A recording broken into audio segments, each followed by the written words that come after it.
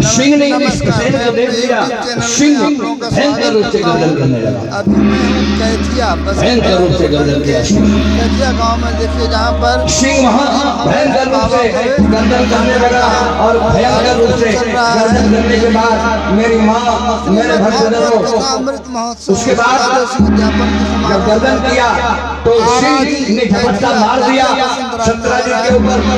सत्राजित के ऊपर झपट्टा मार करके फिर सत्राजित नहीं सत्राजित में प्रसेन के ऊपर मारा झपट्टा। प्रसेन का काम सुन रहे हैं तमाम हो गया और यहाँ प्रसेन का काम तमाम हो गया। वो मर गया, मृत्यु को प्राप्त हुआ। अब वहाँ वो जो मणि थी, वो जो श्यमंतक मणि था, उस मणि को लेकर वह सिंह वहां से चला जा करके देखा वह जाम्बवंत बैठा था। जाम्बवंत बैठा था।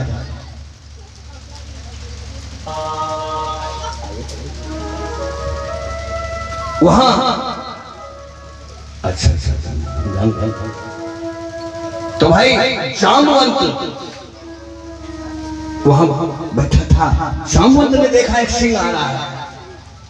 जाम्बवंत ने भयंकर रूप से गर्दन किया। तत्काल गर्दन करने के बाद वह सिंह भी आया। दोनों में भयंकर युद्ध हुआ और युद्ध हो जाने के बाद जाम्बवंत ने सिंह के ऊपर प्रहार किया। तत्काल वह सिंह मारा गया। देखिए श्री कृष्ण भगवान की सिंह मारा गया। सिंह की मृत्यु हो गई। जाम्बवंत ने वह श्यमंतक मणि अपने हाथ में ले लिया और वह जाकर के अंदर में जाम्बवंत की एक बेटी थी जिसका नाम जाम्बवंती था। उस जाम्बवंती को वह मणि ला करके दे दिया। जाम्बवंती को मणि दे दिया। तो यहाँ एक बात और मैं निवेदन करूं कि पूछा भगवान श्री कृष्ण पूछा है श्री सुखदेव जी महाराज से, परीक्षित महाराज ये जाम्बवंत कौन जाम्बवंत था? त्रेता वाला जिसने राम को विजयी कराया था। वह सेनापति बन करके उत्तम मति का परिचय दे करके उसने लंका पर चढ़ाई करवा करके रावण को मरवा कर राम को राजगद्दी तक पहुंचा दिया था। वही जाम्बवंत था। कहा महाराज ये जाम्बवंत की बेटी पहले तो ये बताइए कि जाम्बवंत क्या कर रहा था? त्रेता में था, ये द्वापर में क्या कर रहा था? क्या बड़ी अद्भुत प्रश्न तुमने, बहुत अद्भुत प्रश्न तुमने किया है। कहने लगे जाम्बवंत क्या कर रहा था? तो उस समय कहा इसके लिए गूढ़ तत्व को मैं तुम्हें श्रवण करा रहा हूं, तुम सुनो। क्या ठीक है, श्रवण कराइए महाराज। और मैं तुम्हें श्रवण करा सुना रहा हूं। सुनना कि भगवान जब विजय प्राप्त कर रही है लंका पर, रावण को मार दिया, अयोध्या के राजा बने, जाम्बवंत भी वहां है, भगवान के सारे परिवार हैं, राम के सारे परिवार हैं, जाम्बवंत वहां है और जाम्बवंत वहां भगवान को देखे कि भगवान राम जो हैं वो स्नान आदि से निवृत्त होकर और अपने केश को संवार रहे थे। उसी समय जाम्बवंत बड़े जोर से हंसने लगा। जाम्बवंत बड़े जोरों से ठहाका मार दिया, हंसने लगे। जब जाम्बवंत हंसने लगा तो श्री सुखदेव जी महाराज कहते हैं कि सुनो परीक्षित, राम ने देख लिया। जाम्बवंत से पूछा का महाराज जाम्बवंत अभी तक तो आज तक हमको देखकर आप इतने जोर से हंसे नहीं, आज हमको देख करके आप हंस रहे हैं, क्या कारण है महाराज? क्या कारण है? क्या हमको देखकर आप क्यों हंस रहे हैं? जाम्बवंत ने कहा महाराज आज मेरे मन में एक शंका हो गई है। आपको देख करके हंसने का कारण हो गया है। मेरे मन में संदेह हुआ है प्रभु, मेरे मन में जो संदेह हुआ है, इस संदेह का निवारण होना चाहिए ना। कहाँ तो सुना प्रभु, अब रामचंद्र कहने लगे कि क्या सर तेरे मन में क्या संदेह हुआ है? कहा प्रभु आप यदि क्रोधित नहीं हो जाइएगा तो मैं पूछूंगा आपसे एक सवाल। जामवंत को कहा तुमने हमको विजय प्राप्त कराया, तुम हमारे सेना बढ़ रही है, इसलिए मैं क्यों तुम्हारे पर क्रोध करूं? बोलो तुम्हारे मन में कौन सी शंका है? उस समय जामवंत ने कहा प्रभु, कहा क्या आप ही राम को मारे हैं? आप ही रावण को मारे हैं? क्या आपने ही रावण को मार दिया?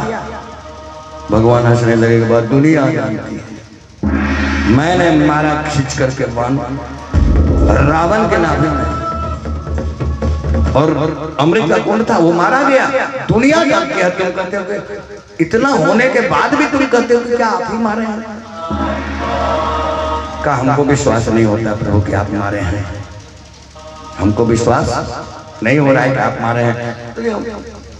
रामचंद्र जी सोचने लगे कि क्या कि कैसा मेरा भक्त है। कहा कि तब तुम कैसे तुम जानते हो कि हम नहीं मारे हैं? कहा हमारा इतना कोमल कोमल हाथ, कोमल कोमल पांव, पुष्पों के पराग से भी सुंदर आपकी मुखाकृति, आपके हृदय से लेकर शरीर में इतनी कोमलता, उस कठोर रावण दस्युस वाले को आपने कैसे मार दिया? क्या मुझको विश्वास नहीं होता है? कहा तो तुमको कैसे विश्वास होगा?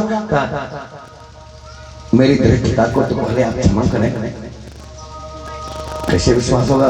वो तो मैं आपको अपनी दृढ़ता दिखा रहा हूं कि यदि आप ही मारे हैं तो मैं आपसे दो हाथ करना चाहता हूं,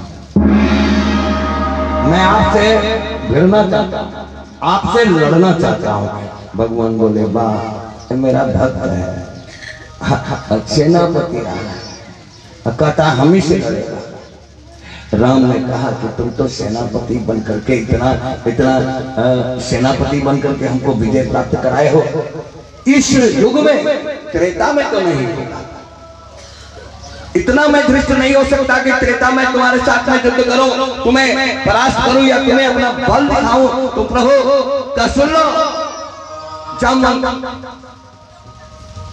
तुम्हें अपना बल दिखाऊंगा मैं नहीं दिखा सकता, इसलिए कि तुमने हमको विजय प्राप्त कराया है। और यदि तुम्हें मेरा बल ही देखना है तो एक काम करना, क्या तुम द्वापर में मेरी प्रतीक्षा करना, मैं वहीं तुम्हें अपना बल दिखाऊंगा। और इसीलिए जामवंत राम की प्रतीक्षा कर रहा था द्वापर में।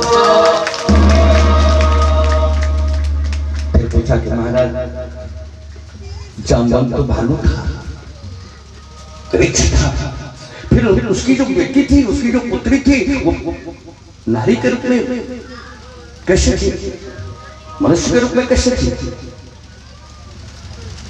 कहने लगे बड़ा गुण तत्व है, ये अभी मैं तुम्हें समझा देता हूं कि जामवंत की उसकी अपनी बेटी नहीं है।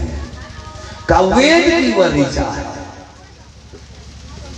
वो वेद की ऋचा भगवान को प्राप्त करने के लिए, भगवान को खोजने के लिए विवाह करने की कल्पना से वह एक वृक्ष की डाल पकड़ करके छूट रही थी, रो रही थी। वहां जामवंत आया, जामवंत ने देखा है कि लड़की रो रही है। जामवंत ने उस बच्चे को नीचे उतार लिया, कहा रो मत बेटी।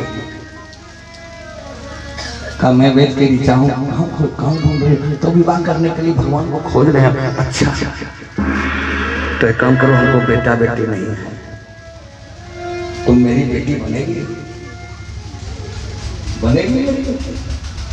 तो कहा हम आप तो मेरे पिता के समान है, तो आप मेरे पिता हो, मैं बेटी हम बताए थे ना, लोग बेटा मांगता है, बेटी कोई नहीं मांगते हैं। लेकिन जो सेवा बेटी करती है वो बेटा नहीं कर पाता है। जो ममता बेटी मांगती है वो बेटा, जो भक्ति बेटी करती है वो बेटा नहीं कर सकता है। कहा तुम मेरी बेटी बन जा, वही जामवंत की वही ऋचा बेटी बन गई और इसीलिए उसका नाम जामवंत पड़ा। वह श्यमंतक मणि ले जा करके दे दिया अपने बेटे को, मार दिया सिंह को, सिंह मारा गया। जामवंत श्यमंतक मणि लेकर के अपने बेटी को, अपनी पुत्री के पास चला गया। विष्णु पुराण पुरुषम प्रभव विष्णु अधीश्वरम। मेरी माँ, मेरे भक्तजनों, यशेष दुत्कलित, आगे बताया यशेक दुत्कलित मोक्षैर वर्तमान दिशा, मतलब यह है, ऐसे सुखदेव जी महाराज कहते हैं कि श्लोक परीक्षित यहाँ जामवंती ने अपने हाथ में